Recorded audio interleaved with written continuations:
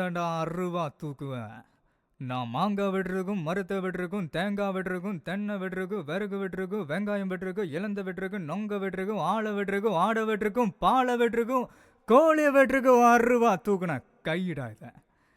எவ்வளவோ பண்ணுறோம், இது பண்ண மாட்டோமா நான்?